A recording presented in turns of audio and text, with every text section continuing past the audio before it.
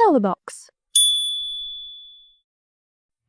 Mula sa isang mahirap na bata sa maliit na bayan, si Skyler ay naging isang matagumpay na bilyonaryo. Ngunit sa kabila ng kanyang yaman, nanatili siyang konektado sa kanyang pinagmulan. Sa kanyang pagbabalik, muli niyang nakilala si Summer, ang babaeng minsang tumulong sa kanya nung wala pa siyang kahit na ano. Habang tumatagal, mas napapalapit siya rito at nahulog ang loob nila sa isa't isa. Ngunit may isang lihim siyang hindi agad na ipagtapat, ang kanyang tunay na pagkatao. Ngunit dumating ang isang pagsubok ng lumitaw ang ex ni Skyler na si Ella. Dala ang balitang ito'y buntis. Nasaktan si Summer at iniwan siya. Pero totoo nga bang may anak siya kay Ella? O isa lamang itong kasinungalingan? Sa gitna ng sakit at pagkalito, may pag-asa pa kayang maibalik ni Skyler ang tiwala ni Summer? At kung sakali, matatanggap pa ba siya ng babaeng mahal niya matapos ang lahat?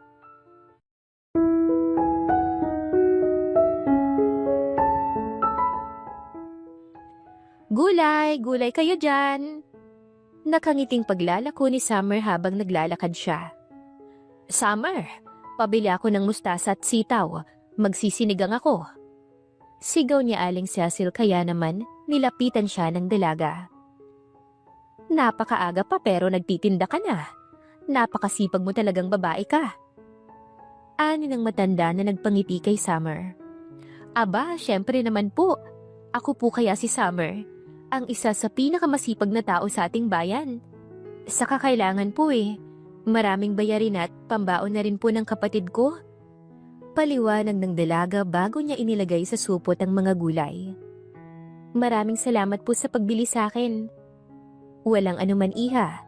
Nga pala, papuntahin mo mamaya si Sian at birthday ng apo ko.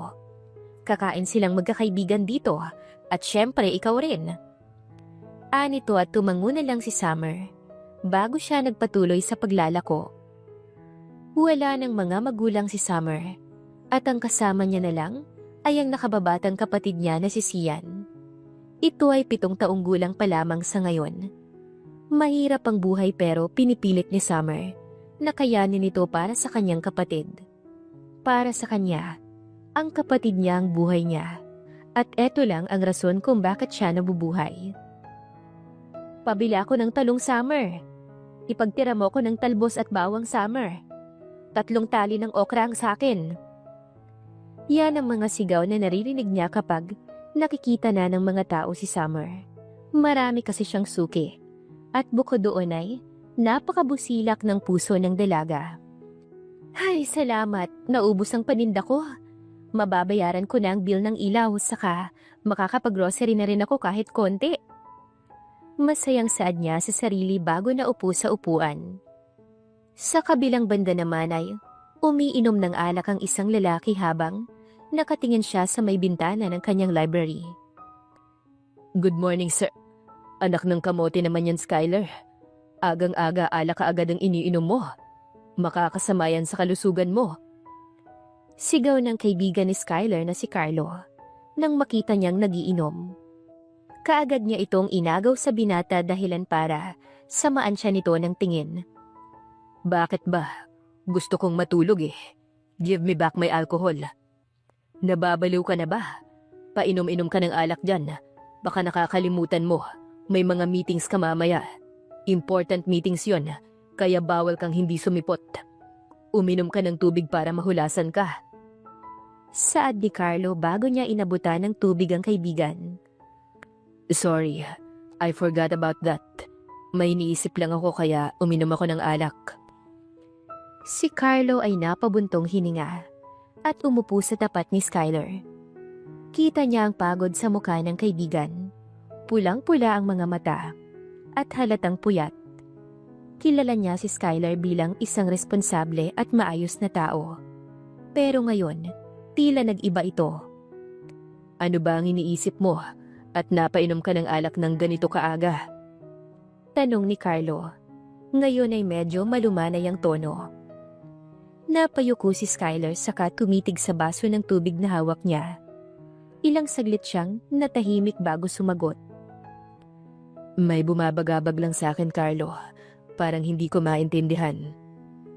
Nandito lang ako, bro. Alam mo yan. Pwede mong sabihin sa akin ang bumabagabag sa'yo. I can give you advice. Sagot ni Carlo habang nakatingin sa kaibigan. Napailing si Kyler bago muling nagsalita. Tungkol ito doon sa babae doon sa bayan ng Guana. Kamusta na kaya siya? Ang laki ng utang na loob ko sa babaeng yon. Napakurap si Carlo. Hindi niya kailangang tanungin kung sino ang tinutukoy nito. Yung babaeng may kalong-kalong na sanggol na tumulong sa'yo nung hindi ka pa mayaman? Tumango si Kyler. Oo, nakita ko kasi yung kamukha niya kahapon. Doon sa meeting namin ng CEO ng Fern Corporation.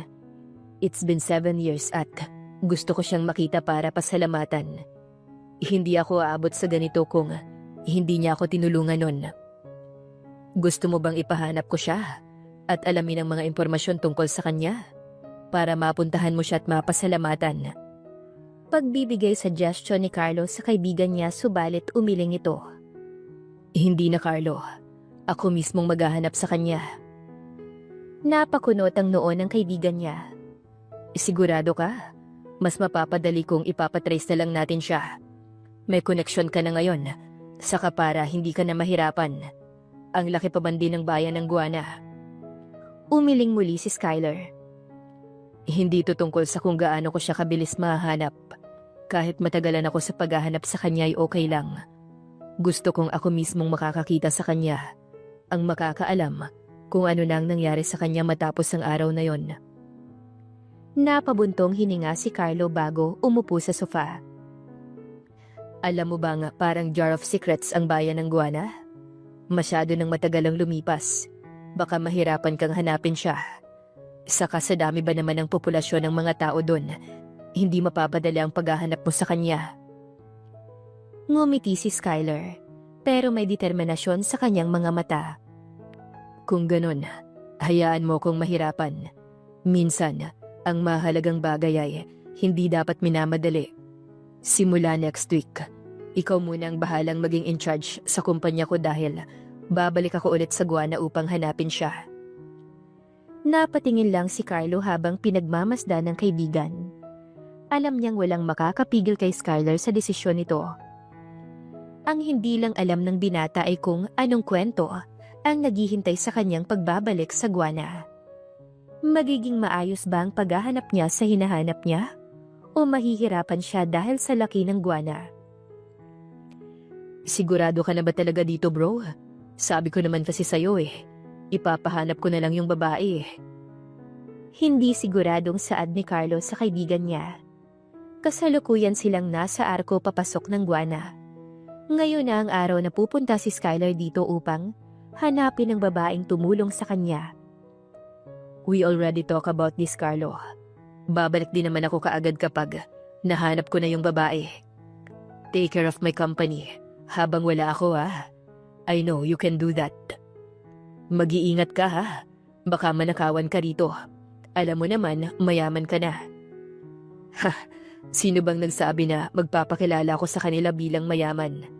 Ako si Skyler, isang simple at masipag na lalaking kakalipat lamang dito sa Guana. Well then, see you later. Aalis na ako. Saad ni Kyler, bago ito bumaba mula sa kotse. Ano ba namang kalokohan to, bro? I just hope maging okay siya rito. Saad ni Carlo sa kanyang sarili bago siya umalis doon. Hinihingal at pagod na si Summer habang naglalako ng pansit at mayukmok. Paubos na ang tinda niya kaya naman sinisikap niya nang maubos to para makapagpahinga na siya. Habang naglalakad siya ay may mukha siyang nakita na bago lang sa bayan nila, pero pamilyar. Napakunot na lamang ang ulo ng dalaga nang makita niyang parang naliligaw ito. Kaya naman nilapitan niya ang binata upang tanungin. Kuya, mukhang naliligaw ka. San ka ba patungo nang maituro ko sa'yo? Taga dito ko sa Guana at masisigurado kong makakapunta ka sa pupuntahan mo. Saad ni Summer nang makalapit siya sa binata. Para namang tumigil ang mundo ni Skyler nang magtama ang kanilang mga mata. Alam mo ba kung saan itong pinapaupahan ni Aling Marites? Diyan na kasi ako titira, pero hindi ko alam kung paano makakapunta dyan. Saad ni Skylar habang hawak-hawak ang isang papel kung saan nakalagay ang address ni Aling Marites. Napakamot siya sa batok dahil nakailang ikot na siya ay hindi niya pa makita ang hinahanap niya. Hindi niya alam kung saan siya pupunta kaya naman natuwa siya nang may tumulong sa kanya. Napangiti naman si Summer bago ito nagsalita. Kilala ko si Aling Marites. Malapit lang yun. Siguro mga 10 minutong lakad mula rito. Makakarating ka na ron sa paupahan niya. Tara, ituturo ko sa'yo. Talaga? Salamat. Kanina pa talaga ako paikot-ikot. Sagot ni Skylar, na tila nabunutan ng tinik sa dibdib. Masaya siya dahil gustong-gusto niya na ring makapagpahinga. Nagpatuloy sila sa paglalakad habang buhat-buhat ni Summer ang kanyang bilao ng pansit. Napansin naman ito ni Skylar, pati na rin ang pawis sa noo ng dalaga. Gusto mong ako ang magbuhat niyan? Pag-aalok ng binata sa dalaga. Umiling naman si Summer bago nagsalita. Nako, hindi na kailangan. Sanay na ako rito. Araw-araw ko naman tong dala kapag naglalako. Napakasipag mo namang tao. Sana lahat katulad mo, no? Hardworking and so kind. Sa panahon kasi ngayon, bihira lang ang makakakita ng katulad mo. Napangiti naman si Summer dahil sa sinabi ni Skylar, bago sila nagpatuloy sa paglalakad. Habang naglalakad sila sa makipot na daan ng guwana, napansin ni Skylar na masisikip at dikit-dikit ang mga bahay doon. Ang mga bata ay naglalaro sa kalsada at may ilang mga matatandang nagchichismisan sa gilid. Nagbago na ang guwana ngayon. Mas marami nang nakatira dito. Bulong ni Skylar sa sarili niya. Kailan ka lang dumating dito? At bakit dito ka na maninirahan? Pagbasag ni Summer sa katahimikan. Kaninang umaga lang, galing ako sa Maynila at nagpunta ako rito para magtrabaho. Kaya pala parang ngayon lang kita nakita. Pero hindi ba mas malaki ang sahod sa Maynila? Bakit naisipan mong dito magtrabaho? Curious na tanong ng dalaga. Tama ka dyan, pero hindi na peaceful sa Maynila. Saka gusto ko ng peace of mind, kaya dito na lang muna ako. Kaya pala. Nga pala, gusto mo bang kwentuhan kita tungkol sa bayan namin? Sige, gusto ko yan. Sagot ni Skylar habang pinagmamasdan ng paligid. Ang Guan ay isang tahimik at simpleng bayan. Karamihan sa mga tao rito ay magkakakilala.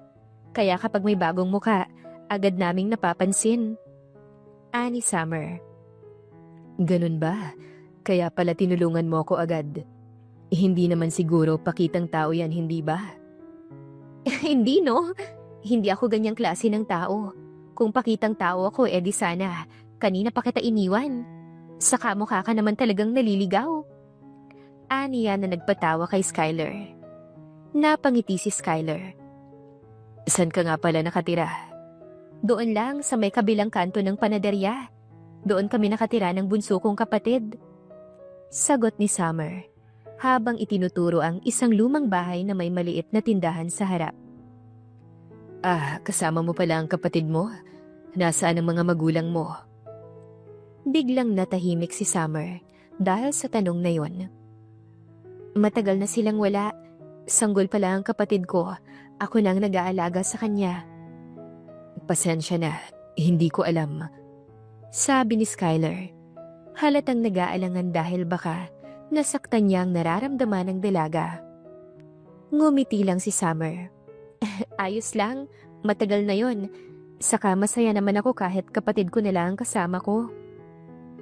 Tahimik silang naglakad ng ilang minuto bago muling nagsalita si Skylar. Paano ka nakapasok sa pagtitinda ng pansit at mayukmok? Napangiti si Summer. Matagal ko nang ginagawa to. Nagsimula lang sa pagtulong sa kapitbahay ko ng pagluluto nito. Tapos natutunan ko na rin kung paano maglako at magluto. Nang namatay siya ay ako nang nagpatuloy ng nilalako niya. Nakakatuwa nga eh. Kasi marami akong nakikilalang tao dahil sa paglalako ko. Bukod dun ay ang paglalako ko ang dahilan kung bakit nabubuhay kami ng kapatid ko. Parang masaya nga. Sad ni Skylar. Oo naman oh. Kahit minsan nakakapagod, sulit naman. Lalo na kapag nauubos ang paninda ko dahil sa kanila. Sagot ni Summer na may halong saya sa boses. Hanggang ngayon ay grabing saya pa rin ang nararamdaman niya. Maya-maya pa ay narating na nila ang isang bagong gawang bahay na may malaking tarpaulin. May karatulang nakasabit sa pinto na may nakasulat na paupahan ni Aling Marites. Dito na yon, saad ni Summer bago tumigil sa paglalakad. Maraming salamat, Summer. Kung hindi dahil sa'yo, malamang paikot-ikot pa rin ako hanggang ngayon. Napakalaking tulong ng ginawa mo sa akin. Pagpapasalamat ng binata bago niya nginitian si Summer. Walang anuman. Basta kung may kailangan ka, hanapin mo lamang ako dyan sa tabi-tabi. Akmang aalis na si Summer nang pigilan siya ng binata.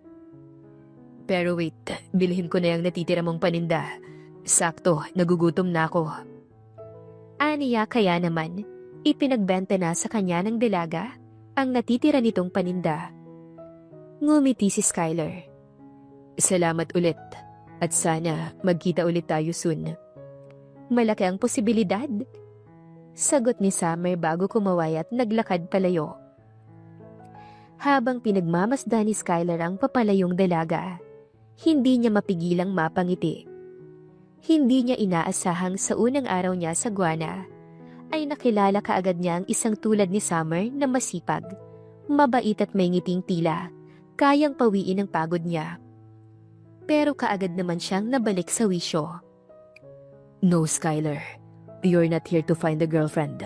Tandaan mo, may hinahanap tayong tao. At yun ang dahilan kung bakit tayo pumunta rito. Paalala ng binata sa sarili niya, bago siya kumatok at pumasok na doon sa bahay. Kinabukasan habang naglalakad si Skylar sa isang kalyeng, walang masyadong tao, ay nakarinig siya ng pag-iyak doon. Kaagad niya namang hinanap yun at nagulat siya nang may nakita siyang batang umiiyak. Bata, ayos ka lang ba? Bakit ka umiiyak?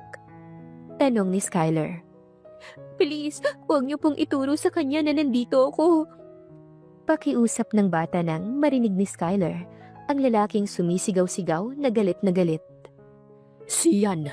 Nasaan ka, Siyan? Lumabas ka dyan. Kailangan mong pagbayaran ng paninira mo sa relasyon namin ng ate mo.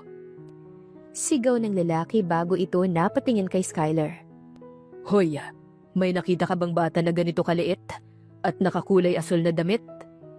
Pagtutukoy nito kay Siyan. Bata na nakakulay asul na damit? Diyan dumaan sa may papuntang barangay. Pagliligaw ni Skylar doon sa lalaki. Sinunod naman ng lalaking yon ang sinabi ni Skylar at doon ito nagpunta. Nang makaalis na yung lalaki ay pinalabas niya na si Siyan at nagsalita. Ipapaliwanag mo sa akin kung anong nangyari, ha? You owe me one at niligaw ko siya. Dadalhin muna kita sa bahay ko para hindi niya tayo makita. Aniya tumango naman si Siyan bago nagtungo sa bahay ng binata. Nakaramdam ng awa si Skylar doon sa bata dahil may mga sugat ito. Halatang sinaktan ito ng lalaki kanina. Pinapasok niya kaagad ito nang makarating sila doon sa may paupahan. Maupo ka dyan at kukuha ko ng first aid kit. Pagbalik ko, ikwento mo sa akin lahat. Nang makuha ni Skylar ang first aid kit, ay nagtanong na kaagad siya doon sa bata. Your name is Sian, right? Saang parte dito ng Guana nakatira ang mga magulang mo? Wala na po kong mga magulang. Ate ko na lang po ang kasama ko sa bahay. Ano bang nangyayari at galit na galit sa'yo yon? May ginawa ka ba sa relasyon nila ng ate mo? Para kasing galit na galit sa'yo dahil doon. Tanong ni Skylar. Manliligaw po siya ng ate ko noon. Mabait po siya at ma-effort sa amin. Pero bigla ko po siyang nakitang may kayakap na ibang babae. Isinumbong ko po siya kay ate dahil ayaw ko po yung ganun. Nililigawan niya po ang ate ko tapos may iba siyang kahalikan. Galit na galit po siya noon na umabot sa punto na Muntik niya nang saktan si ate. Pagkukwento ni Sian sa mga pangyayari. Republic Act Number 7610, known as the Special Protection of Children Against Abuse, Exploitation, and Discrimination Act. Nilabag ng lalaking yon ang batas na to. I'll just have to find this kid's sister and tell her about what happened to her brother. Saad ni Skylar sa kanyang sarili. Pinigilan ni Skylar ang kanyang galit habang iniisip ang lahat ng sinabi ni Sian. Nanggigigil siya at hindi niya matanggap na may mga taong kayang manakit ng iba, lalo na ng isang bata. Ginawa lang ni Sian ang tama, pero siya pa ngayon ang hinahabol ng taong yon. Nasaan ang ate mo ngayon? Tanong ni Skylar. Nasa trabaho pa po siya ngayon eh, sagot ni Sian. Pero uuwi na rin po siya mamayang gabi pagkatapos niya pong maglako ng balot. Wow, may trabaho na. Naglalako pa ng balot. His sister must be hardworking. Tumango si Skylar. Ako na ang bahalang kausapin ng ate mo. Hindi ko hahayaan na takutin ko ulit ng lalaking yun. Huwag niyo na pong sabihin kay ate na sinaktan ako ni Kuya Vince.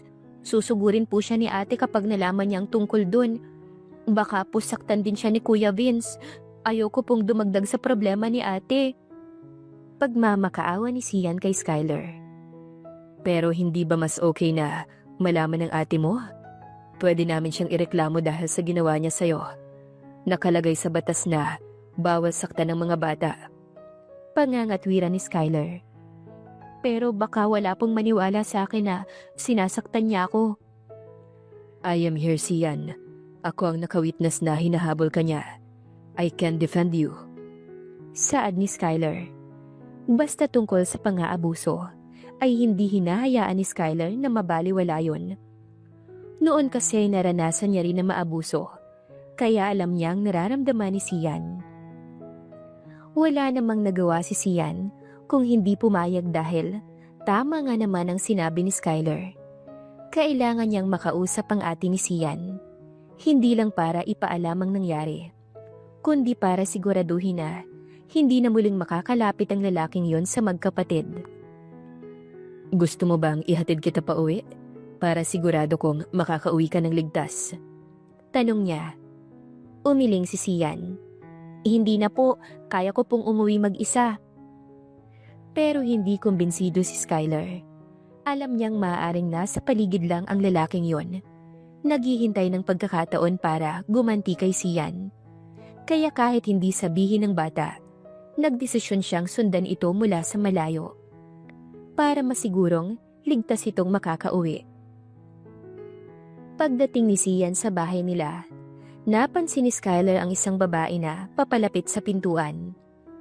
Para siyang napako sa kinauupuan niya nang makita niya ang hindi niya ina-expect na makita kaagad.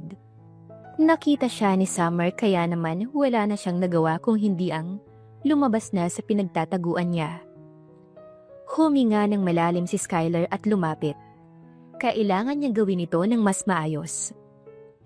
Pasensya na sumunod lang ako para masigurado kong ligtas ang kapatid mo. Baka kasi makasalubong niya si... Bago niya pa matapos ang sasabihin, isang malalim at matigas na boses ang sumingit mula sa likuran. Huwag mong pakialaman ang hindi mo dapat pakialaman. Napalingon si Skylar at tumambad sa kanyang isang pamilyar na muka. Ang lalaking tinutukoy ni Sian na nanakit sa bata. Anong ginagawa mo rito? Pagkatapos mong saktan si Sian, bigla kang magpapakita? Ang kapal talaga ng mukha mo ah. Inis na saad ni Skylar, dahilan para magtaka si Summer. Anong ibig mong sabihin? Anong nangyayari dito, Vince? Sinaktan mo si Sian? Hindi, Summer. Hindi ko magagawang saktan ng kapatid mo. Parang pamilya na ang turing ko kay Sian. Hindi ko magagawa yun sa kanya. Sinungaling! Sinuntok mo nga ako kanina habang papauwi na ako eh. Hinabol mo pa ako kanina. Mabuti na lang at nakasalubong ko si Kuya. Nanlaki ang mga mata ni Summer sa narinig mula kay Sian. Hindi niya alam kung ano ang mararamdaman. Galit, takot o pagkadismaya. Tinitigan niya si Vince. Pilit hinahanap ang sagot sa mukha nito. Totoo ba tong sinasabi ni Sian, Vince? Tanong niya. Nanginginig ang boses. Umiling si Vince at nagkunwaring nagulat. Hindi. Summer, maniwala ka sa akin. Wala akong ginawang masama kay Sian. Hindi ko alam kung anong pinagsasabi niya. Baka gumagawa lang siya ng kwento para siraan ako sa'yo. Pero halata sa boses ni Vince ang kunwaring pagtatanggol sa sarili. Hindi makatingin ng diretso sa mata ni Summer. At mahigpit na nakasara ang kamao na parang nagpipigil ng galit. Wala akong dahilan para magsinungaling, ate. Mahina ngunit matapang na saad ni Sian. Sinabi ko lang sa iyo ang totoo. Sinaktan ako ni Kuya Vince. Humakbang si Skylar palapit kay Vince. Hindi na niya kayang tiisin ang panluloko nito. Alam mo, Vince, pwede ka nang huminto sa pagpapanggap. Hindi na maniniwala sa'yo si Summer. Laos na yung mga kasinungalingan mo. Alam niya na ang totoo. Napaatras si Vince at nawala na ang pekeng maamong mukha niya. Napalitan nito ng inis at galit. Wala kang pakialam dito, Skylar. Hindi mo ko kailangang pangaralan. Sa kasino ka ba para makialam sa amin? May pakialam ako kapag inaapi mo ang isang bata. Mariing sagot ni Skylar. At kung sa tingin mo matatakot ako sa'yo, nagkakamali ka. Napuno ng tensyon ang paligid. Ramdam ni Summer ang bigat ng sitwasyon, pero kailangan niyang marinig ang sagot ni Vince. Vince, magsabi ka nga ng totoo. Mahina ngunit naiinis na tanong niya. Sinaktan mo ba si Sian? Saglit na natahimik si Vince bago tumawa ng mapait. Ano bang magagawa ko? Kahit ano pang sabihin ko, hindi niya naman ako paniniwalaan. Nagkatinginan sila Skylar at Summer. Alam nila na hindi na kailangang may sabihin pa si Vince. Ngayon, sigurado na silang hindi lang simpleng pagsiselos o galit ang dahilan kung bakit kailangan nilang lumayo sa lalaking to. Dahan-dahang lumapit si Skylar kay Summer at Sian. Kailangan na nating tapusin to. Hindi na kayo ligtas sa kanya. Humigpit ang hawak ni Summer sa kamay ng kapatid. Anong dapat naming gawin sa kanya? Tumingin si Skylar kay Vince. Kita ang determinasyon sa kanyang mga mata. Ipakukulong natin siya. Siraulo ka ba? Saka para namang mapapakulong mo ko. Anak ako ng kapitan dito, kaya hindi mo ko maipapakulong. Parang baliw na tumatawa si Vince bago niya sinamaan ang tingin si Summer. Alam mo naman siguro kung ano ang kaya kong gawin, di ba, Summer? Kaya bago pa ako makagawa ng masama, paalisin mo na ang lalaking yan. Pagbabanta ni Vince. Matigas ang tingin ni Vince kay Skylar. Halatang kampante siya sa kapangyarihan ng kanyang ama. Ngunit hindi natinag si Skylar. Alam niyang may batas. At hindi lang basta-basta makakalusot si Vince sa ginawa nito. Akala mo ba dahil anak ka ng kapitan, makakaligtas ka na? Malamig na tanong ni Skylar. Republic Act No. 7610. Alam mo ba yon? Special Protection of Children Against Abuse, Exploitation and Discrimination Act. Malinaw na nilabag mo yon nang saktan mo si Sian. At hindi lang basta pananakit, tinakot mo pa siya. Nanlaki ang mga mata ni Vince. Tila ngayon lamang napagtanto ang bigat ng kanyang ginawa. Pero kaagad siyang bumawi at pilit nang ngumisi. Kahit ano pang sabihin mo, walang maniniwala sa inyo. Lalo na ang tatay ko. Baka kayo pang mapahamak sa ginagawa nyo. Lumapit si Summer kay Vince. Punong-puno ng galit ang kanyang mga mata. Hindi mo na ako maluloko, Vince. Hindi mo na ako matatakot. At kahit anong gawin mo, ipaglalaban ko ang kapatid ko. Napangisi si Vince, pero baka sa mukha niya ang pagkairita. Sige, subukan nyo. Tignan natin kung sinong papanigan ng tao. Bago pa ito makalayo, may kinuha si Skylar sa kanyang bulsa at inilabas ang kanyang cellphone. Pinindot niya ang play button at bumulaga ang boses ni Vince sa isang audio recording. Wala kayong laban sa akin. Anak ako ng kapitan, kaya hindi niyo ako maipapakulong. Napatigil si Vince. Ang dating mapagmataas na ekspresyon ay napalitan ng takot.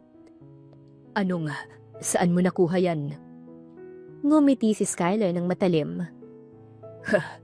Akala mo ba hindi ako handa? Lahat ng sinabi mo na record ko at sigurado kong may maniniwala sa amin.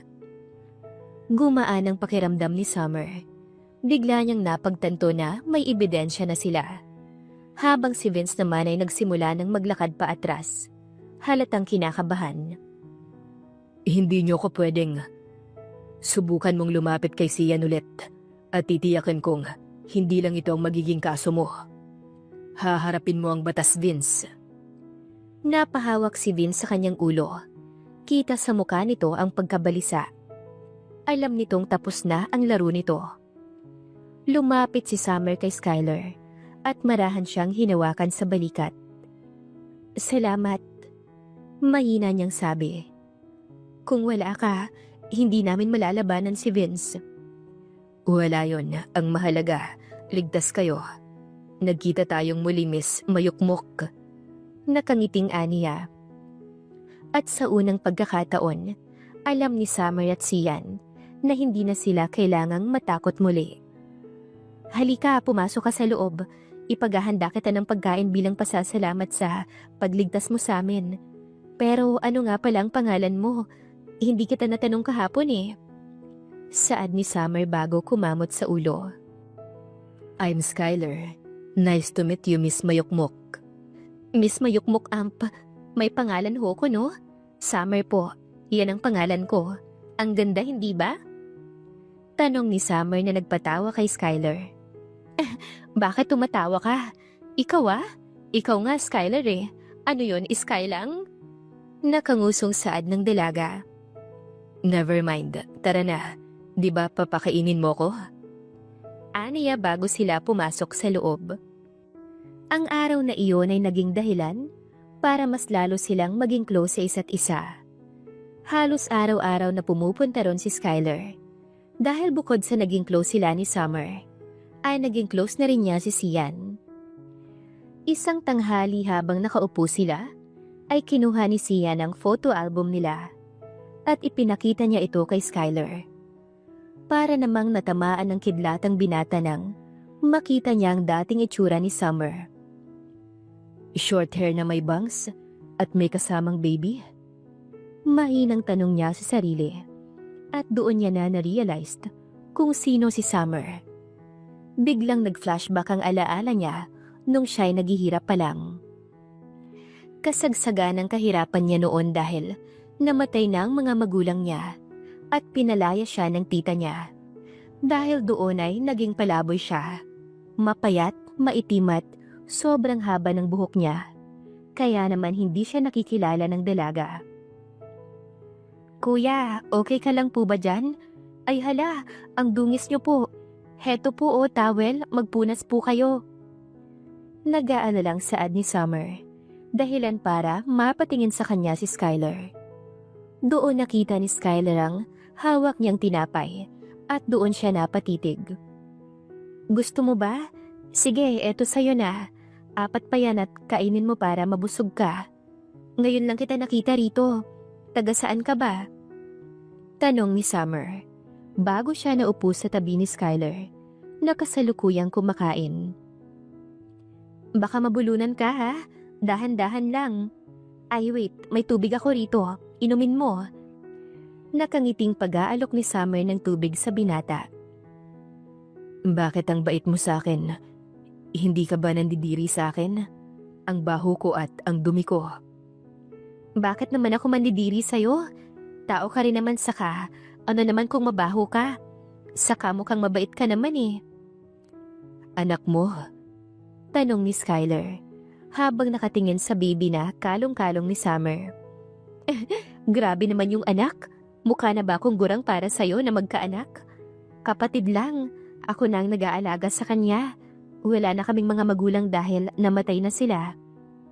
Pagkukwento ng dalaga. Nga pala, bakit ka napadpa dito? Saka, taga saan ka ba? Taga Maynila ko. Namatay ang mga magulang ko, kaya napunta ako rito sa Guana. para makitira sa tita ko pero pinalayas nila ako dahil ako yung pinagbintangan ng anak nila na nagnakaw ng cellphone kahit hindi ko naman ginawa yon. Gusto ko nang bumalik sa Maynila. Naroon ang mga kaibigan ko at sigurado kong tutulungan nila ako. Nagsisisi ako na mas pinili ko yung mga kamag-anak ko kaysa mga kaibigan ko. Malungkot na saad ni Skylar dahilan para maawa si Summer sa kanya. Wait, eto, sweldo ko ngayon, sa'yo na. Gamitin mo pamasahe papunta sa Maynila. Mas magiging maganda ang buhay mo doon kasama ang mga kaibigan mo kaysa nandito ka at palaboy-laboy. Pero pera mo yan. Baka wala ka ng ipangkain. Hindi, okay lang. Meron pa naman kaming mga dilata sa bahay at magtatrabaho pa naman ako bukas. Basta, kapag naging maayos na ang buhay mo, babalikan mo kami rito para naman makapag-banding tayo. Bakit mo ginagawa ito? Napakabait mo at tinutulungan mo ko kahit hindi mo ko kakilala. Paano kung nagpapanggap lang ako na gusto lang kitang pirahan? Tanong ni Skylar sa dalaga pero ngumiti lang ito. Nakikita ko sa mga mata mo na hindi ka ganong klaseng tao. Saka, mas kailangan mo naman yan kaysa sa akin. Masaya akong makatulong sa'yo. Nakangiting saad ng dalaga bago tinanggap ni Skylar yung pera. Siya yung babaeng nakapagpabago sa buhay ko. Kung hindi dahil doon sa 500 pesos na binigay niya, hindi magiging ganito karangal ang buhay ko. Ang mga ngiti niya na nagbigay sa akin ng lakas ng loob noon, hindi ako makapaniwalang siya ang babaeng tumulong sa akin noon. Hindi na napigilan ni Skylar ang sarili niya at naluha na siya. Itinatak ni Skylar sa sarili niya na babalikan niya ang dalaga simula nung pumunta siya sa Maynila. Pumasok siya bilang hardinero sa isang mayamang matanda na walang pamilya. Naging close sila at parang anak at tatay na ang turing nila sa isa't isa. Hanggang sa namatay yung matanda at kay Skylar niya iniwan ang yaman niya. Bukod doon ay mas lalong pinalago ni Skylar ang kumpanya ng matanda at mas lalo siyang naging mayaman. Okay ka lang po ba? May masakit po ba sa inyo? Tanong ni Sian habang nagpupunas ng luha ang binata. Wala naman. May naalala lang ako na naging dahilan ng pagiging emosyonal ko. Aniya bago niya hinimas ang ulo ni Sian. Habang lumilipas ang oras, ay gustong-gusto na ni Skylar na magpakilala sa dalaga.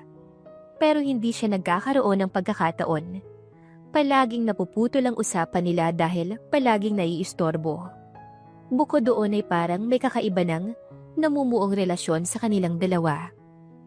Kagaya na lamang nung nagkaroon ng sakit si Skylar at inalagaan ito ni Summer. Sinabi ko naman kasi sa'yo, hindi mo na ako kailangan sunduin sa kabilang purok nung nagbabagyuhan. Nagdala ka nga ng kapote, pero iisa lang, at sa akin mo lang pinagamit. Nabasa ka tuloy ng ulan, at ngayon nilalagnat ka na. Buntong hiningang saad ni Summer, habang pinupunasan niya ang binata. Nag-aalala na kami nun sa'yo ni Sian. Siyempre, susunduin kita. At baka anong mangyari sa'yo. Saka, lagnat lang naman to. Mas gugustuhin ko pang magkalagnat kaysa naman mapahama ka ron. Saad ni Skylar, na nagpapula sa pisngi ng dalaga. Matigas talaga ang ulo mo, Skylar. Sinabi ko naman sa'yo na kaya kong umuwi mag-isa. Pero hindi. Nagpumilit ka pang sunduin ako kahit bumabagyo. Paano kung may nangyari sa'yo? Mas gugustuhin ko pang ako ang magkasakit kaysa mapahama ka. Saad ng binata. Napabuntong hininga si Summer habang marahang pinupunasan ng pawis sa noo ni Skylar. Ay, ewan ko sa'yo. Ang tigas talaga ng ulo mo. Tignan mo ngayon, nilalagnat ka tuloy. Napangiti si Skylar kahit nangihina pa siya. Pero inaalagaan mo naman ako ngayon, hindi ba? Mukhang sulit naman yung pagkakaroon ko ng sakit dahil nandito ka. Napakurap si Summer. Biglang nakaramdam ng init sa kanyang pisngi. Naku, kung hindi ka lang talaga mahalaga sa amin ni Sian, Hinayaan na lang kitang mangatog sa lamig dyan. Sa inyo lang? Wala ka bang sariling dahilan kung bakit mo ko inaalagaan? Hindi agad nakasagot si Summer. Sa halip ay tumayo siya at kinuha ang baso ng tubig. Uminom ka muna ng gamot bago pa lumalayang lagnat mo. Bakit iniiba mo yung usapan? Hindi na natapos ng binata yung sasabihin niya nang magsalita si Summer. Alam mo, ang kulit-kulit mo. Inumin mo na to at magpahinga ka na lang. Hindi yung kung ano-ano pang sinasabi mo. Aniya kaya naman, ininom na lang ni Skylar ang gamot. Habang iniinom ni Skylar ang gamot, hindi niya mapigilang titigan ng dalaga. Napansin niya kung paano ito nag-aalalang tumitig sa kanya. Kung paano nito pinulupot ang mga daliri sa laylayan ng kanyang damit. Isang senyales na kinakabahan ito. Alam mo, Summer, ang saya ko ngayon kahit nilalagnat ako. Ano na namang kalukuhan yan? Taas kilay na tanong ng dalaga. Kasi ikaw ang nag-aalaga sa akin. Ngayon na ako nagkasakit na parang ang gaan-gaan sa pakiramdam. Bukod doon ay may maganda pang nag-aalaga sa akin. Nakangiting aniya. Pinigilan ni Summer ang sariling mapangiti. Hindi niya gustong ipakita kay Skylar na may epekto sa kanya ang matatamis nitong salita. Matulog ka na nga. Baka mas lalo pang tumaas ang lagnat mo dahil sa kakadaldal mo. Muling pag-iiba ng dalaga sa usapan nila. Humagikik si Skylar bago ipinikitang mga mata. Good night, Summer. Salamat ulit. Pagpapasalamat niya bago niya ipinikitang mga mata niya. Wala pa man lang 5 minuto ang nakakalipas ay nakatulog na ito. Habang pinagmamasdan ni Summer ang mahimbing na natutulog na binata, hindi niya maiwasang mapangiti. Hindi niya alam kung ano itong nararamdaman niya para kay Skylar. Pero isa lang ang sigurado niya. Ayaw niyang makita itong nahihirapan. Bakit ganito ang nararamdaman ko? Hindi pa ako handang magmahal noon. Pero bakit pag sa'yo, parang handa na ako? Ano bang ginawa mo sa akin? At nahulog ako sa'yo ng sobra-sobra. Mahal na ata kita, Skylar. Namumulang saad niya sa sarili. Gusto niya pa sanang itanggi ang nararamdaman niya, pero hindi na niya ito magawa. Boto sa kanyang kapatid ko, kahit nga si Sian, siya ang gusto na makarelasyon ko. Pinapahalagahan niya kami at nag-aalala siya para sa amin. Wala nang dahilan pa para hindi ako magkagusto sa kanya. Pero ang tanong, may nararamdaman din kaya siya sa akin? O baka naman, ako lang ang nakakaramdam ng pagmamahal sa aming dalawa? Malungkot na saad ni Summer, bago siya naupo sa tabi ni Skylar. Tahimik na pinagmamasdan ni Summer ang mahinhing mukha ni Skylar. Sa kabila ng mataas nitong lagnat, mukha pa rin itong payapa habang natutulog. Dahan-dahan niyang inabot ang kumot at itinakip sa katawan ng binata. Baka kasi ginawin ito. Napabuntong hininga siya. Hindi niya maintindihan kung bakit ganito ang nararamdaman niya. Marahan niyang hinaplos ang noo ng binata upang suriin kung bumaba na ang lagnat nito. Medyo mainit pa rin ito pero hindi na kasing tindi kanina. Ikaw kasi, ang tigas ng ulo mo. Ngayon tuloy, kailangan mong magpahinga ng maayos. Pero sobrang thankful ako nang sunduin mo ko nun. Grabe ang lakas ng ulan. Akala ko nga tatangiyin na ako eh. Pero sa kabila nun, ay nagmamadali kang puntahan ako doon. At mas inaalala mo pa ang kalagayan ko. Nagulat siya nang biglang gumalaw si Skylar. At mahina itong nagsalita. Summer. Pagbanggit nito sa pangalan ng dalaga. Nanlaki ang mga mata niya dahil doon. Hanggang sa pagtulog, ako ang iniisip niya? Namumulang tanong niya sa kanyang sarili. Anong sinasabi mo? Nauutal na tanong ng dalaga.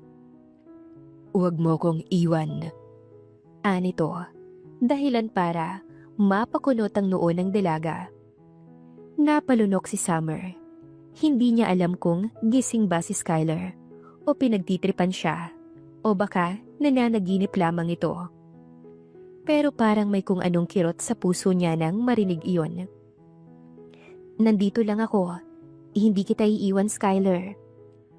Pagbibigay assurance niya sa binata bago niya hinawakan ang kamay nito. Hindi siya sigurado kung narinig iyon ni Skyler, pero tila kumalma ang mukha nito at muling nakatulog. Napangiti naman si Summer dahil doon. Ang gaan sa pakiramdam na kahit papano, naging dahilan siya ng kapanatagan nito. Nang lumipas ang ilang minuto, hindi na rin niya napigilan ang sarili na labanan ng antok. Unti-unti siyang humiga sa tabi ni Skyler. Sandali lang akong magpapahinga ha. Sandali lang. Mga 5 minutes siguro. Nandun lang naman si Sian sa sala eh. Unti-unti nang pumikit ang kanyang mga mata. Marahil ay dahil na rin sa pagod sa maghapong pag-aalaga kay Skyler. Naramdaman niyang unti-unti siyang hinihila ng antok hanggang sa tuluyan na siyang nakatulog sa tabi nito. Sa kabila ng katahimikan ng gabing iyon, may dalawang pusong hindi namamalayang. Unti-unting nagtatagpo ang dalawang pusong, bumibilis ang tibok. Hindi dahil sa sakit, kundi dahil sa damdaming pilit nilang itinatanggi. Habang tumatagal, ay nararamdaman na ni Skyler ang emosyong hindi niya ine-expect na mararamdaman niya. At iyon ay ang selos. Wala naman kasi siyang balak ma-in-love at magkaroon ng karelasyon, ngunit nagbago ito nang muli niyang nakaharap si Summer sa pangalawang pagkakataon. Kasalukuyang nagtitinda ng merienda si Summer sa tapat ng paupahan ni Aling Marites nang lumabas si Skyler. Mayukmok at pansit o kalamay at spaghetti? Tanong ni Summer sa binata. Mayukmok at pansit. Tinatanong pa ba yan? Alam mo namang favorite ko yan, lalo na't ikaw ang nagluto. Nakangiting saad ng binata, bagay na nagpapula naman sa pisngi ng dalaga. Ngunit naputol ang kiligan nila nang lumabas si Aling Marites na may kasamang gwapong lalaki na matangkad at moreno. Summer! Summer! Pagtawag niya sa dalaga. Aling Marites, bakit po? Tanong ni Summer. Naalala mo pa ba yung kinuwento ko sa yung anak ko? Eto siya oh, ang gwapo hindi ba? Bagay kayong dalawa oh, maganda at gwapo. Pagsiship sa kanila ni Aling Marites, dahilan para makaramdam ng irita si Skyler. Napakunot ang noo ni Skyler habang pinagmamasdan niya ang lalaking kasama ni Aling Marites. Matangkad, moreno, at mukhang may kaya sa buhay.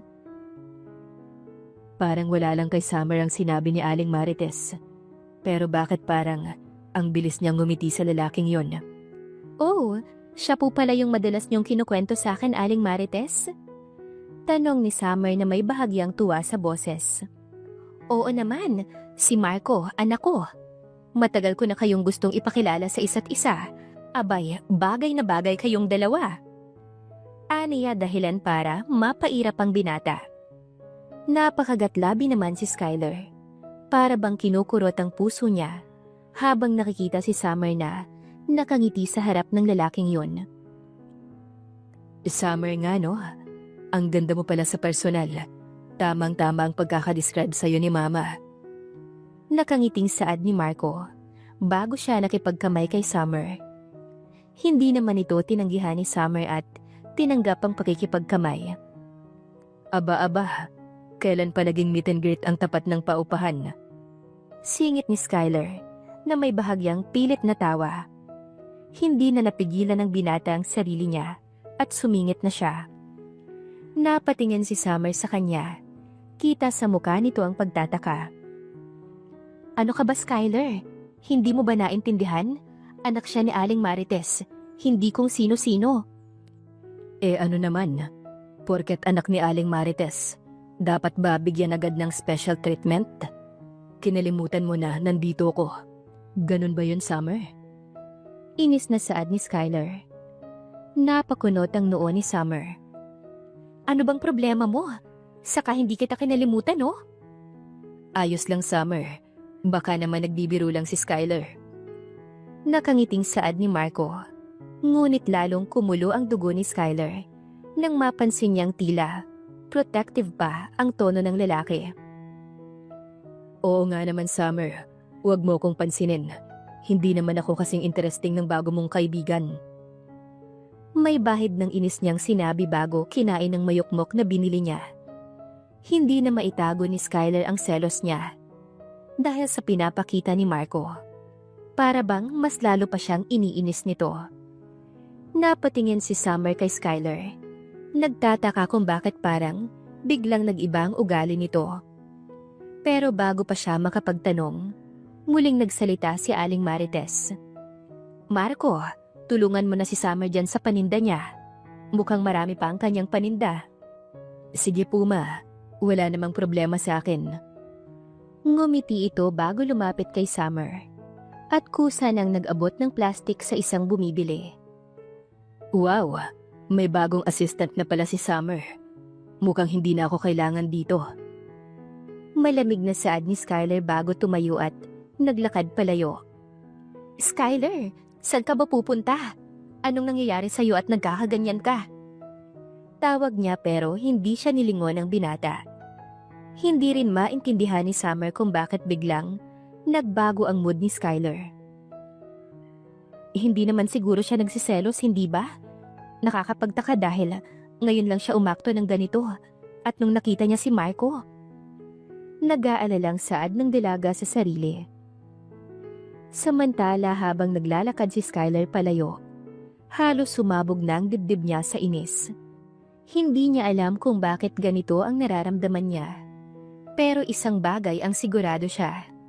Hindi niya gusto ang nakitang ngiti ni Summer habang kausap nito si Marco. At hindi niya rin gusto na makitang may ibang lalaking nagpapakita ng interes sa kanya.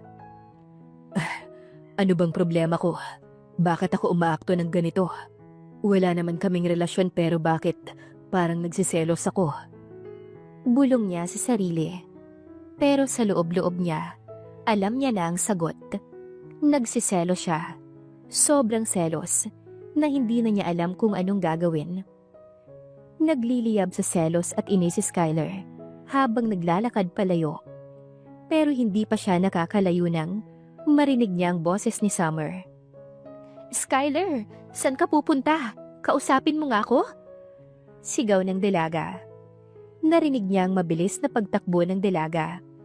At bago pa siya tuluyang makaalis, nakaramdam siya ng mahigpit na kapit nito sa kanyang braso. Napahinto si Skylar pero hindi siya humarap sa dalaga. Bitawan mo ako, Summer. Malamig niyang sabi, hindi man lang lumilingon. Hindi kita bibitawan hanggat hindi mo sinasagot ang tanong ko. May halong inis at pagtataka sa boses ni Summer. Huminga ng malalim si Skylar bago dahan-dahang humarap kay Summer. Kitang-kita niya ang pagkalito sa mukha nito. Pero ang mas lalong bumabagabag sa kanya ay ang pag-aalala sa mga mata nito. Ano bang nangyayari sa'yo, ha? Kanina okay lang naman tayo, tapos bigla ka na lang nagalit. Bakit nagbago ang mood mo? Galit ka ba sa akin? May nagawa ba ako? Wala akong sinasabing nagalit ako. Pag-iiwas niya, pero halata sa boses niya na may tinatago siya. Hindi ka man magsabi pero kitang-kita naman sa'yo na galit ka. Anong problema mo? Tinignan siya ni Summer. Seryoso at puno ng paghihintay sa sagot. Napalunok si Skylar. Ito na yata ang pinaka nakakailang na tingin na natanggap niya sa buong buhay niya. Hindi niya alam kung ano ang dapat niyang gawin, pero kasabay ng mabilis na pagtibok ng puso niya, hindi na niya napigilan ang sarili niya na mapaamin.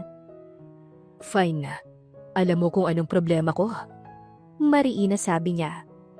Naaasar ako. Naiinis ako. Kasi ayaw kong nakikitang may ibang lalaking nagpapakita ng interes sa'yo. Pag-amin ng binata. Nanlaki naman ang mga mata ni Summer dahil sa inamin nito. Anong ibig mong sabihin? Ang ibig kong sabihin, nagsiselos ako, Summer. Hindi ko gusto yung ideya na may lalaking lumalapit sa'yo, lalo na kung umingiti ka sa kanila ng ganun. Alam kong wala akong karapatan pero ayaw ko talaga.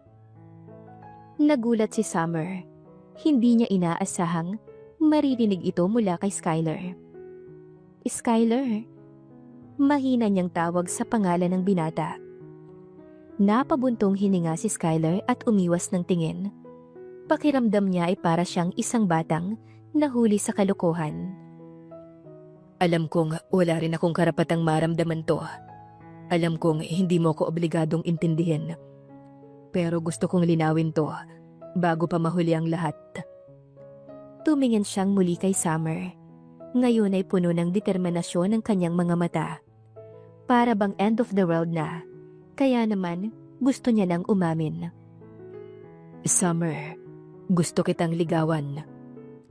Namumulang saad ni Skylar bago siya humawak sa dulo ng t-shirt niya. Para namang natulala si Summer sa narinig. Hindi niya alam kung magugulat ba siya o kikiligin. Totoo ba yan? Baka naman pinagtitripan mo lang ako, ha?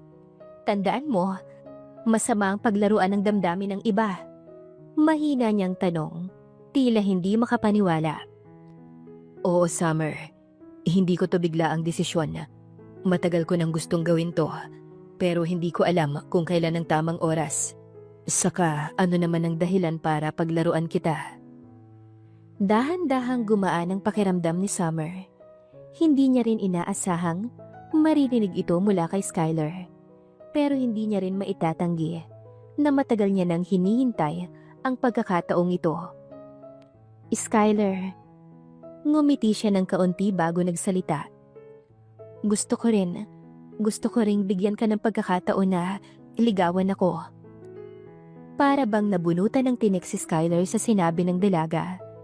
Hindi niya napigilang mapangiti dahil mayroon siyang pag-asa sa dalaga. Talaga? Masayang saad ni Skylar. Namumulang tumango si Summer bago umiwas ng tingin. Oo, pero wag kang magselos sa wala, ha? Hindi naman ako interesado kay Marco. Hindi siya yung tipo ng lalaki na gusto ko. Pabirong sabi nito. Hindi ko maipapangako yan, pero sisikapin kong hindi na mag-walk out bigla-bigla kapag nagsiselos. Pero tanong lang, ano ba ang tipo mo sa lalaki? Tanong ni Skylar. Ang daming tanong, ha? Basta, secret na yon. Kung gusto mong mapasayo ko, paghirapan mo ko. Kasi baka maagaw ako sa'yo ng iba. I won't let that happen, Summer. Mark my words. Seryosong saad ni Skylar. Uy, English yun, ha? Natatawang saad ni Summer. I am serious, Summer. I want you to be mine, and I'll do whatever it takes. Bakit biglang naging Inglesero siya? Pero in fairness, napapatibok niya ng sobra-sobrang puso ko. Namumulang saad ni Summer sa sarili nang hawakan ni Skylar ang kamay niya. I may not be as rich as him, pero handa akong ibigay sa'yo ang lahat. Mapasaya ka lang. Aniya, bago niya hinalikan ang kamay ni Summer. Ehem, may mga tao pong nadaan, no? Respeto naman daw po sa single, sabi ni ating nakapink. Bigla ang singit ni Sian sa kiligan moments nila. Dahil doon ay mas lalong namula si Summer. Let's go back there. Ako na ang tutulong sa'yo sa pagtitinda at hindi na si Marco. Aniya na nagpatawa sa dalaga. Masaya at maayos silang nakapagtinda nung araw na yon. Hindi pa halos kalahating taon na nakalipas, ay sinagot na ni Summer si Skylar. Sa kadahilanang mahal na naman niya ito at masaya na sila sa isa't isa. Naging sila ng halos isang taon, dahilan para mabahala na si Skylar. Hindi niya pa kasi inaamin kay Summer na siya yung tinulungan nitong palaboy-laboy nun. Naghanap siya ng araw na aamin na siya at sumakto yon matapos ang kanilang pagtatalik. Nakahiga ang dalaga at binata sa kama nang magsalita si Skylar. Summer, magagalit ka ba kapag nalaman mong nagsinungaling ako sa'yo? Tanong ni Skylar sa dalaga. Depende siguro sa lalim ng pagsisinungaling mo sa akin. Bakit? Ano ba ang kailangan mong aminin sa akin? Alam kong magugulat ka dito, Summer, pero hindi ko na kayang itago sa'yo.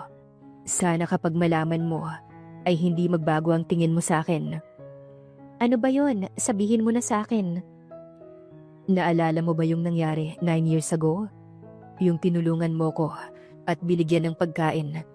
Sorry, hindi ko sinabi sa'yo kaagad ito dahil baka hindi mo ko magustuhan. Pag-amin ng binata na nagpagulat naman ng sobra-sobra sa dalaga. Ikaw yung lalaking yon? Bakit ngayon mo lang sinabi sa akin? Halos 1 taon na tayong magkarelasyon, pero ngayon mo lang naisip sabihin sa akin? Iyan na nga bang sinasabi ko eh. Baka kasi magbago ang tingin mo sa akin dahil nakita mo akong mabaho at madungis nun. Sorry, dahil gusto ko lang naman na mahalin ka. Naiintindihan ko naman kung ayaw mo na sa akin. Malungkot na saad ng binata bago ito yumuko. Tahimik lang si Summer habang pinagmamasda ng lalaking nakayuko sa kanyang harapan. Ramdam niya ang kaba sa boses nito. Sa takot na baka magbago ang lahat sa pagitan nila dahil sa revelasyong kanyang sinabi. Hindi pa rin siya makapaniwala. Ang lalaking tinulungan niya noon na halos 1 dekada na ang nakalipas ay si Skylar pala. Ang lalaking mahal niya ngayon. Napahawak siya sa kanyang dibdib. Masyado siyang nagulat na hindi siya agad nakapagsalita. Summer, sabihin mo kung galit ka. Kung hindi mo ako matatanggap, tatanggapin ko naman. Ayoko lang itago pa sa'yo to. Gusto kong maging totoo sa'yo. Napakurap si Summer at saka mabilis na umiling. Galit? Hindi ako galit, Skylar. Nagugulat lang ako. Hindi ko inasahang ikaw pala yung lalaking tinulungan ko nun. Tumingala si Skylar at nakita niya ang pagtataka sa muka ng dalaga. Ngunit walang galit o panguhusga sa mga mata nito. Bakit hindi mo agad sinabi? Bakit itinago mo sa akin yun? Dahil natakot ako.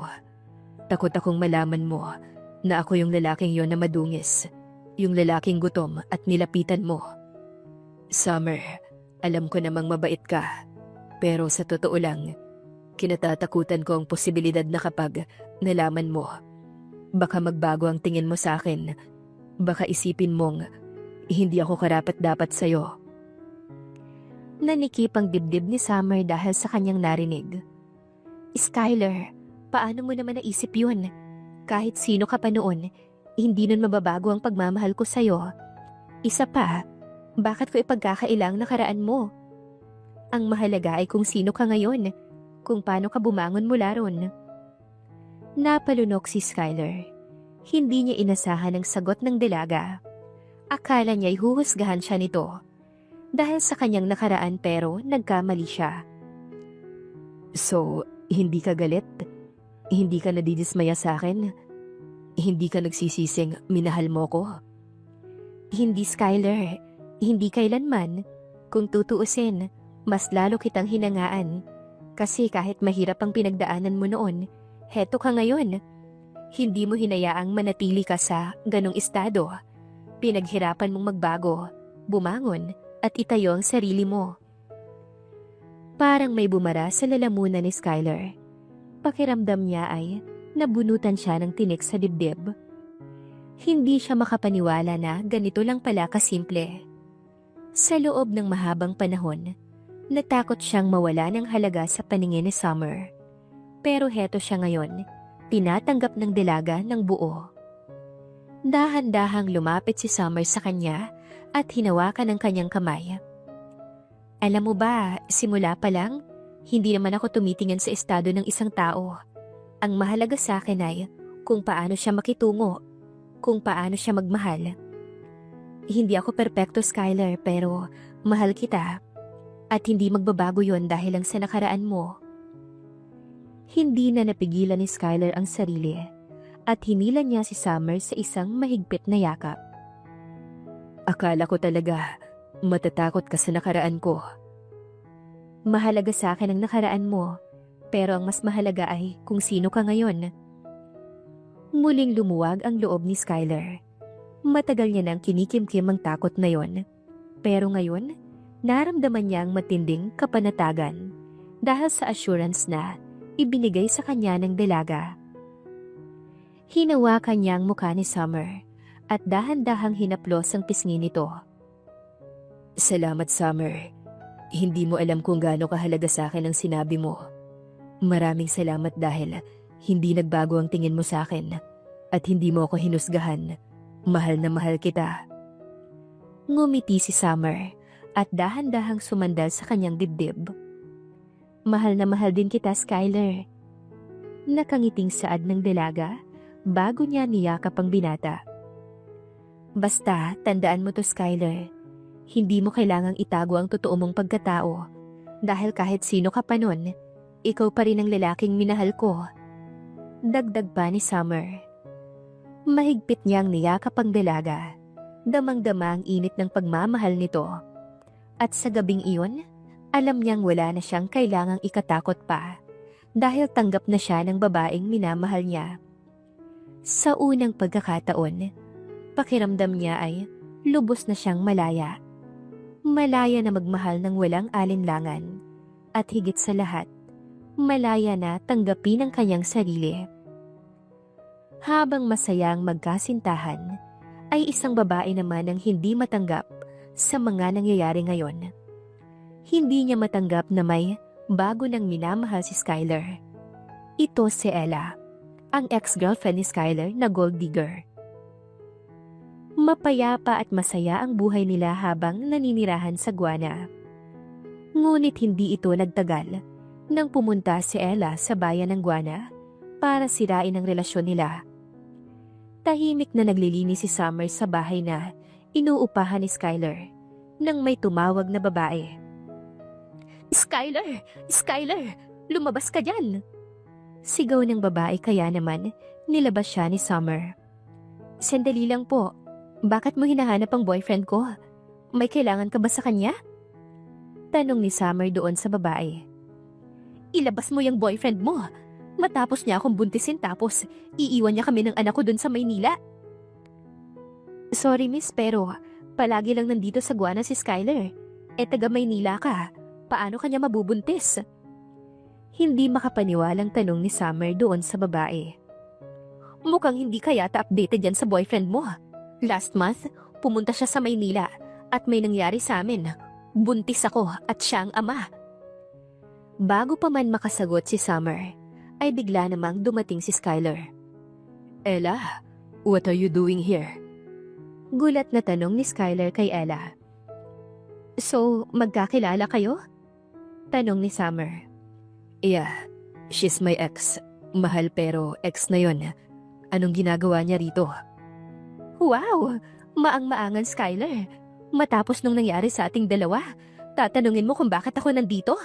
Malamang dahil nabuntis mo ko. What?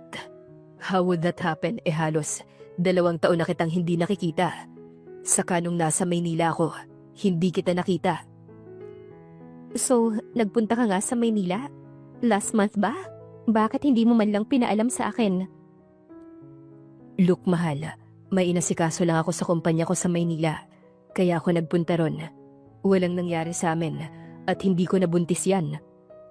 Pagdedepensa niya sa sarili. Totoo ang sinasabi ko. Bakit mo ba kami tinatanggi? Heto, pregnancy test at yung test result sa ospital. I am indeed pregnant with this child. Dahil sa pasingit-singit ni Ella, ay mas lalong lumala ang galit ni Summer. Hindi na niya alam kung ano ang mararamdaman niya. She felt betrayed dahil sa mga nalaman niya. Magsabi ka sa akin ng totoo, Skyler. Alam mo na ayaw ko sa lahat ay sinungaling, hindi ba? Bakit mo nagawa sa akin to? Like I told you, mahal, it's not true. I would never cheat on you. Please, Summer. Pero mahal, maniwala ka sa akin. Hindi ko kayang gawin yan sa'yo. May proof siya, Skyler. Bakit nagsinungaling ka sa akin? Mali siguro na pumasok ako sa pakikipagrelasyon. Mahal kita pero hindi ko kayang magstay sa taong pilit na nagsisinungaling kahit nahuli na. Mas mabuti pa siguro kung maghiwalay na lang tayo. Saad ng dalaga dahilan para masaktan si Skyler. Napaluhod si Skyler sa sahig habang patuloy itong nagmamakaawa sa dalaga. Please, Summer. Huwag mo namang gawin sa akin to. Hindi ako nagsisinungaling, promise. Mahal na mahal kita. At hayaan mong patunayan ko na nagsisinungaling lang siya. Pagmamakaawa ni Skylar. Dahil sa sobrang galit ay, hindi na siya pinakinggan ni Summer at tumakbo na ito paalis doon. Gabi-gabing umiiyak si Summer simula nang maghiwalay sila ni Skylar. Sobra ang sakit na nararamdaman niya dahil si Skylar ang unang lalaki na minahal niya ng sobra-sobra. Tapos naging ganun pa. Napag-alaman niya na umalis na si Skylar doon at bumalik na ito sa Maynila. Bukod sa problema niya, ay hindi inaasahang palagi na lamang siyang nasusuka at nahihilo. Nang pumunta siya sa center para magpa-check up, ay napag-alaman niyang buntis siya, dahilan para mas lalo siyang ma-stress. Ano nang gagawin ko, Lord? Buntis ako at si Skylar ang ama. Pero hiwalay na kami at wala na siya rito. Lumuluhang tanong niya sa sarili. Huwag ka nang umiyak, ate. Nandito ko para sa'yo. Pagpapakalma ni Sian sa kanya at niyakap siya nito. Sa kabilang banda naman ay natawag na ni Carlo ang lahat ng kaibigan ni Skylar. Pero kahit isa sa kanila ay walang makapigil kay Skylar sa pag-iinom. Sobrang sakit na nararamdaman ng binata. Kaya idinaan na lamang niya ito sa pag-iinom ng alak. For God's sake, Skylar. Lahat na kaming mga kaibigan mo nandito. Maawa ka naman sa sarili mo. Tumigil ka na sa pag-inom at kumain ka na ng pagkain. Kapag ipinagpatuloy mo yan, ay maaari kang mamatay. Pagpigil ni Carlos sa kaibigan niya pero hindi ito nakikinig sa kanila. Ano ba ang kailangan mo para umayos ka na? Si Summer. Siya ang kailangan ko. Ibalik niyo na sa akin si Summer. Pagmamakaawa ni Skylar habang patuloy ito sa pag-inom ng alak. Alam mo, Earl, kasalanan to ng kapatid mo eh. Kung hindi siya nagsinungaling kay Summer, edi hindi sana siya magkakaganito. Kakampihan mo pa rin ba yung kapatid mo kahit may nasisira na siyang buhay? Galit na sigaw ni Carlo kay Earl. Ang mga sigaw ni Carlo na yon ay tumatak sa isip ni Earl. Sobra na siyang nagigilty. Kaya naman, pinuntahan niya si Summer sa Guana. Anong kailangan mo sa akin? Tanong ni Summer. Hi Summer, I'm Earl, Ella's brother and Skylar's friend. I'll get straight to the point dahil naaawa na ako sa kaibigan ko. Ella planned it. Hindi siya buntis at ang mga pinakita niyang proof ay sa kaibigan niya. Ginawa niya yon para sirain ang relasyon niyo ni Skylar. Walang kasalanan si Skylar dahil kasinungalingan lang sinabi ng kapatid ko. Ako na ang humihingi ng patawad dahil sa nagawa ng kapatid ko. Pagkukwento ni Earl, dahilan para maluha si Summer.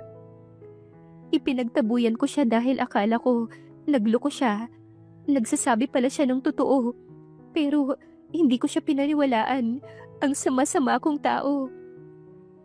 Umiiyak na saad ni Summer. Wala na tayong oras, Summer.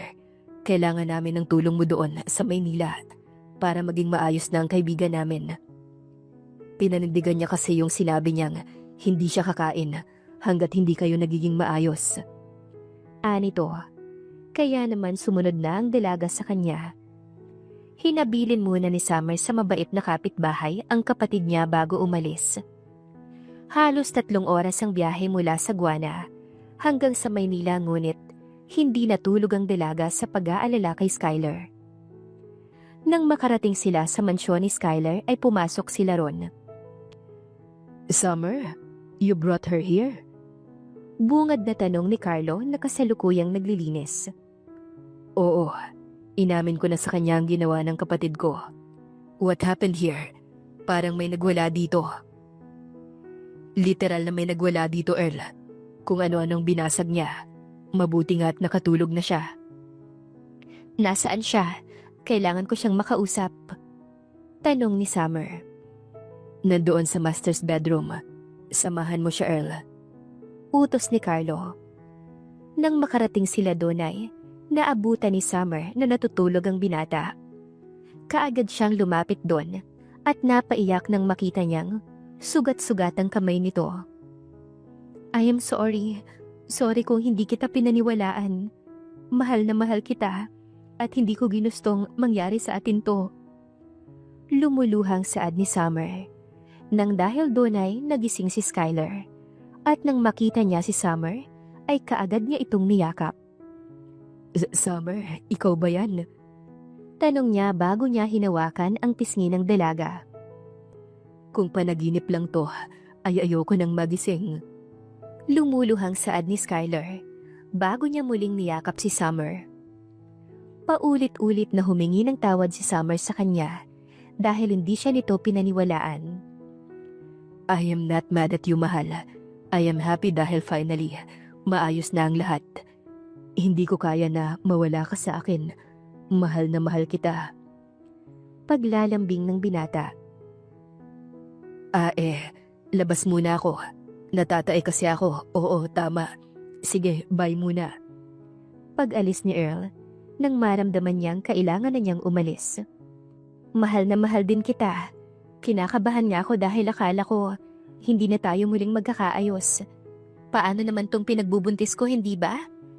Aniya, dahilan para hindi makapaniwalang napatingin sa kanya si Skylar. Ipinagbubuntis? Buntis ka? Buntis ka, mahal? Oo, almost 1 month na. Magiging daddy na ako. Magiging daddy na ako, mahal. Thank you so much. Hindi na napigilan ng binata at naluha na siya sa sobrang saya. Ngayong gabi ay nangangako ko sa'yo na wala na akong hahayaan na sumira pa sa atin. Tayo na hanggang sa huli at mamahalin ko kayo ng anak natin habang buhay. Mahal na mahal kita, Summer. Lumuluhang saad ni Skylar sa girlfriend niya.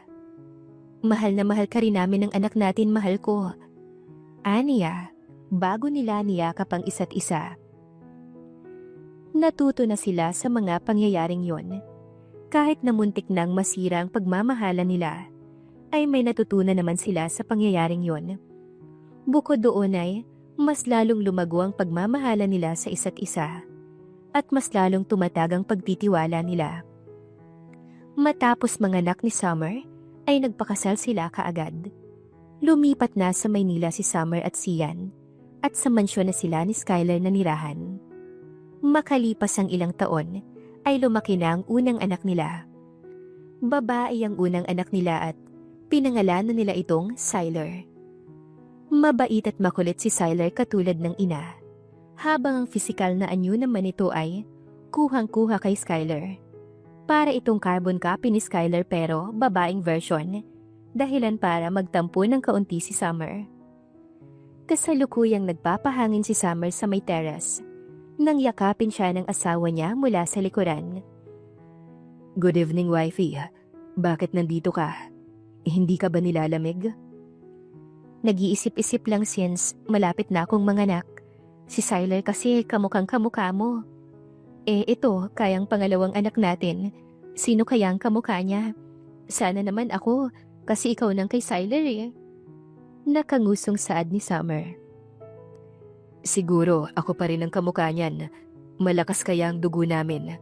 Pero kahit sino man sa atin ang maging kahawig ng anak natin, ay okay lang sa akin. Mahal na mahal ko kayo, at kayo ang buhay ko. Malambing na saad ni Skylar, bago niya hinalikan sa balikat ang asawa.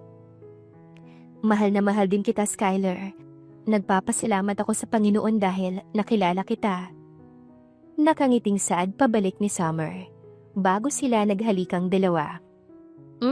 Kaya naman po pala na wala kayong dalawa eh. Naglalambingan na naman po kayo ni Mommy? Nakangusong saad ni Skylar, nang maabutan niyang naglalambingan ng mga magulang niya. Nagtatampo na naman ang baby girl namin. Halika rito, iyayakapin ka rin namin ng mommy mo. Saad ni Skylar, bago niya binuhat si Skylar at nagyakapan sila. Masaya, malungkot, at higit sa lahat ay may pagmamahala ng kwento ni Summer at Skylar. Marami ang nangyari sa kanilang kwento, ngunit sila pa rin ang nagkatuluyan. Dito na nagtatapos ang kwento ng pagmamahala ni Summer at Skylar. Sana'y nagustuhan niyo ang kwento nila.